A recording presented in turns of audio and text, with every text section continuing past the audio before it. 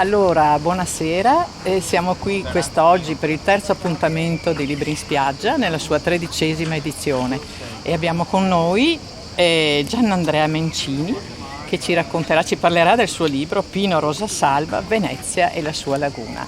Un insieme di testimonianze. Esatto, Se sì. ce ne vuoi un po' parlare, Sì. insomma tu posso solo dire che ti sei laureato in storia Sì. e sempre sulla salvaguardia di Venezia, Sì, in qualche esatto, modo di sì, Venezia sì. e della sua laguna. Quindi attraverso questo hai potuto conoscere questo grandissimo personaggio che era Giuseppe Pino Rosa Pino Salva. Rosa Salva. Sì, certo. Se ci vuoi parlare un pochino tu del tuo libro in pochissimo tempo, 1 o 2 minuti.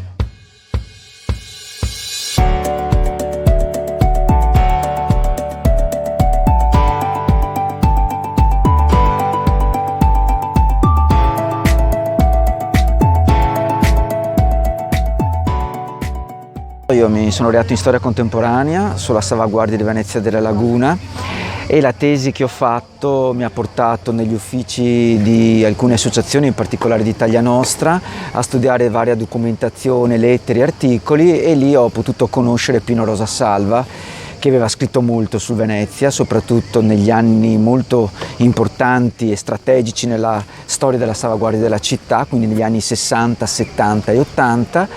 L'ho conosciuto, ne ho apprezzato molto le sue grandi conoscenze sulle problematiche lagunari e poi ho voluto raccontare nel libro un po' la sua storia e ricostruire quindi le grandi questioni, purtroppo spesso ancora attuali, della salvaguardia di Venezia e della laguna attraverso la sua vita, anche se il libro non è una biografia, è solo attraverso il suo impegno per Venezia che io ho costruito un volume con tante testimonianze di storici, giornalisti, politici che hanno conosciuto Pino e hanno voluto partecipare a questo volume, e ho ricostruito un po' la storia della salvaguardia attraverso le tante battaglie spesso originali di Pino. Ecco, direi che in pratica tra Ortalli, Bettin e forse anche Vitucci come giornalista ne hanno parlato diffusamente, ma se non erro, e poi però ce lo dirai più diffusamente dopo, Pino Rosa Salva all'inizio era favorevole a una Marghera,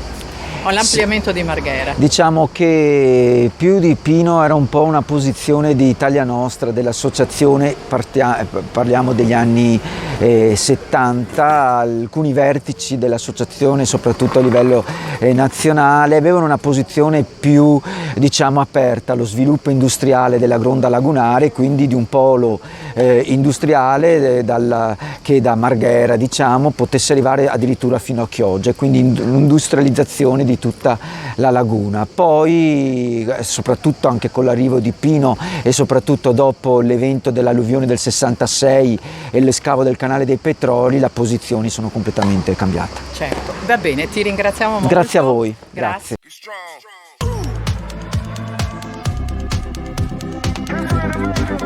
Grazie.